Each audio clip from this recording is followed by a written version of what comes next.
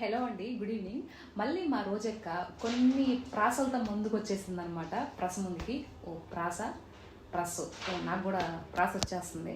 Okay, so అక్క ఏం మాట్లాడిందంటే, చంద్రబాబు నాయుడు గారు ముఖ్యమంత్రి అయిన తర్వాత ఆంధ్రప్రదేశ్ మధ్యాంధ్రప్రదేశ్ అయిందంట, అప్పుల ఆంధ్రప్రదేశ్ అయిందంట, అవినీతి ఆంధ్రప్రదేశ్ అయిందంట, అరాచకాల ఆంధ్రప్రదేశ్ కూడా అయిందని అక్క పాపం వాపోతూ ఉందన్నమాట. సో అక్కకి మనం ఇచ్చే కౌంటర్ ఏంటంటే, రోజక్క నువ్వు ఏదైతే మధ్యాంధ్రప్రదేశ్ అన్నావో అది ఇప్పుడు కాదక్క, గత 5 ఏళ్ళు మీ అన్న జగన్మోహన్ రెడ్డి ముఖ్యమంత్రిగా ఉన్నప్పుడు మద్యం ఏరులై పారింది. జరిగిపోయిన విషయాలు గుర్తు చేసుకొని సావు, మర్చిపోతే ఎట్లాగా ప్రతిసారి గుర్తు చేయాలి, చచ్చిపోతున్నా నేను. అలా అయిందనమాట. సో ఎలా ఉందనైతే ఆంధ్రప్రదేశ్ రాష్ట్రం మొత్తానికి తెలుసు. తర్వాత గంజాయిలో బెస్ట్ రాష్ట్రం ఏది గంజాయి సరఫరా అంటే ఆంధ్రప్రదేశే వచ్చింది. ద గ్రేట్ ముఖ్యమంత్రి జగన్మోహన్ రెడ్డి గారు అని చూపిస్తుండే ఇప్పుడు అంతకుముందు గూగుల్లో.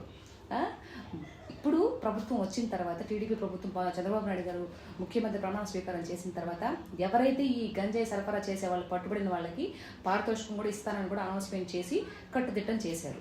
ఇప్పుడు నువ్వు ఇవన్నీ చెప్పకుండా ఏదో ఒక్క ముక్క 4 మాటలు చెప్పేసిపోతావు, అడుగు డైరెక్టర్ రాజీండ్ అని చెప్పేసి అన్నీ తెలుసుకుని మాట్లాడాలి కదా. సరే అన్నప్పుడు వై నాట్ 175 అన్నాడు, 11 వచ్చాయి. మరి అంత అద్భుతంగా పరిపాలన చేసుంటే నెగిరిలో నువ్వు నీ ప్రత్యర్థి 40,000 ఓట్ల మెజార్టీతో గెలిచాడు, నువ్వు ఓడిపోయావు. 5-10 కూడా కదా తల్లా, 40,000 ఓట్లు. మరి నువ్వు అంత నెగిరిలో ఎరగబెట్టుంటే ఎట్లా ఓడిపోయి నువ్వు చెప్పా? ఎలా ఓడిపోయి నువ్వు? బాగా చేసుంటే నువ్వు. అదేమంటే ట్యాంపరింగ్ అంటావు, ఏవిఎంలు ట్యాంపరింగ్ చేసింది అందుకే ఓడిపోయి నువ్వు. 175 అన్న జగన్మోహన్ రెడ్డి గారు పోనీ ఏదోలే ఒక 10 సీట్లు 20 సీట్లు ట్యాంపరింగ్ అంటే ఓకే వచ్చు. మరి 11 సీట్లు మిగతాటిని కాగెత్తుకుపోయిందా?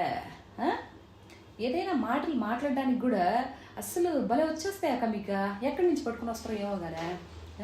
అసలు నువ్వు ఉన్నావే, నువ్వు ఎంత డేంజర్ అంటే పాకిస్తాన్ టెర్రరిస్టుల కన్నా డేంజర్ నువ్వు.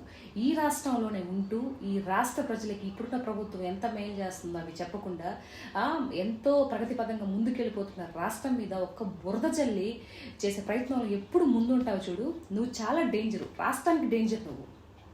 నీకు ఆ విషయం అర్థం కావట్లా. ఎందుకు ఇంత విష ప్రచారం చేస్తావు? నాకు అర్థం కాదు. హత్యలు అప్పుడు జరగలేదా? ఎన్ని హత్యలు జరిగాయి? రాష్ట్రం ఏమి అభివృద్ధి చేశారు?